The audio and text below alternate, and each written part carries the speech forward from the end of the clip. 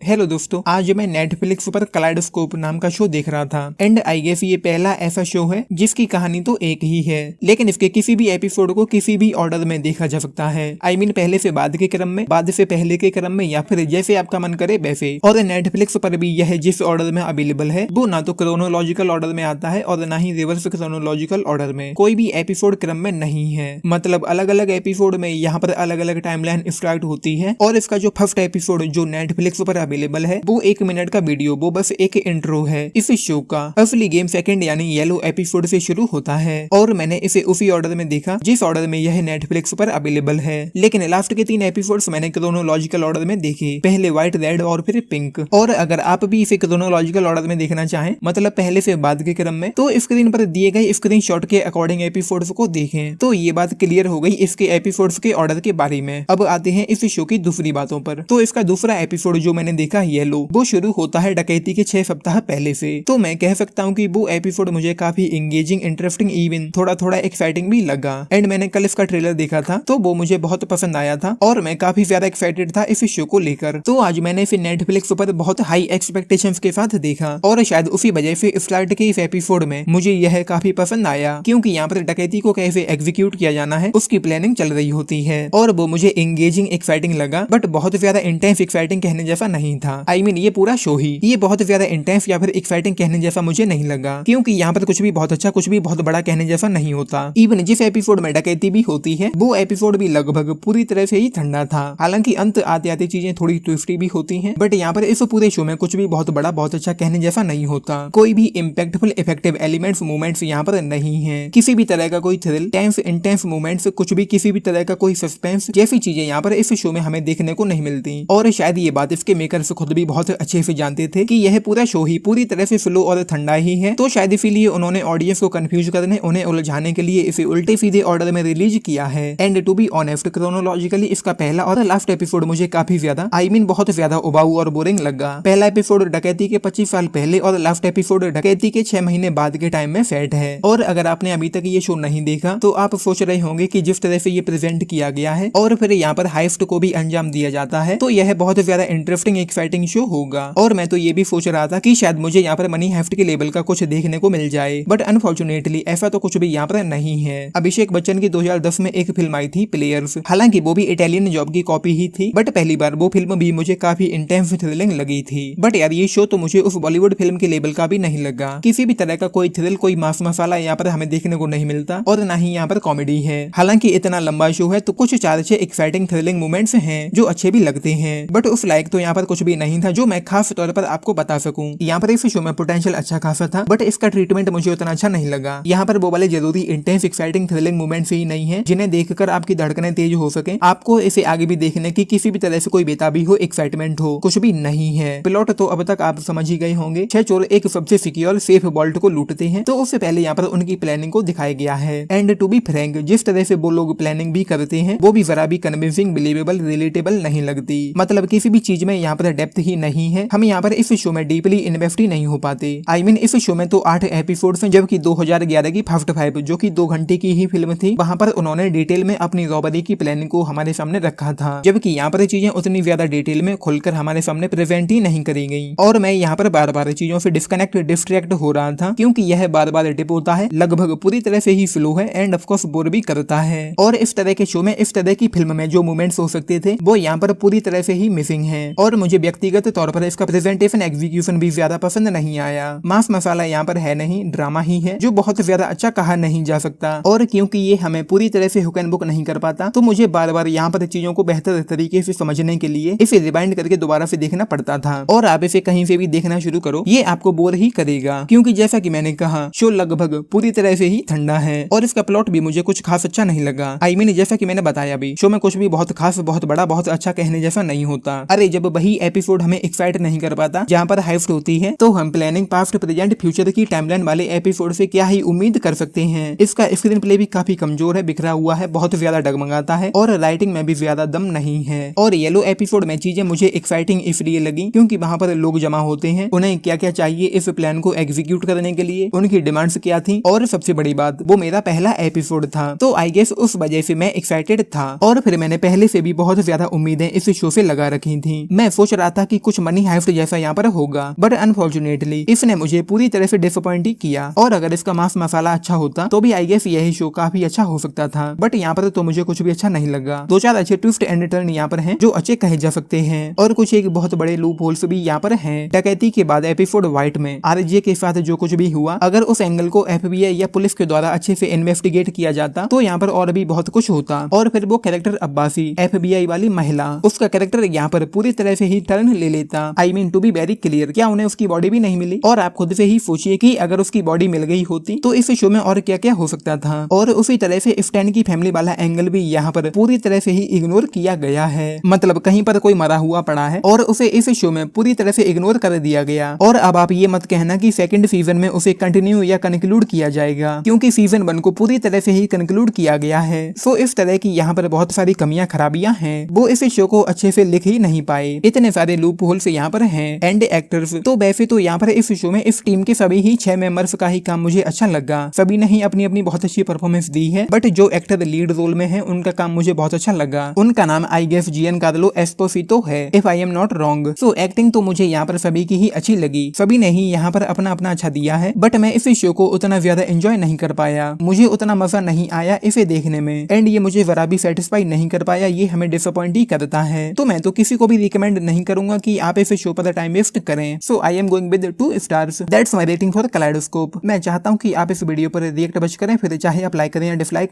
It's up to you. बाकी अगर आप लोगों ने ये शो देखा है और किस एंगल में देखा है, किस ऑर्डर में देखा है, तो मुझे नीचे लिख कर बताना कि आप लोगों का इस पर क्या टेक है। And of course like share and subscribe भी करना चैनल को, वीडियो को। चलिए, it's the moment for me to say Tata.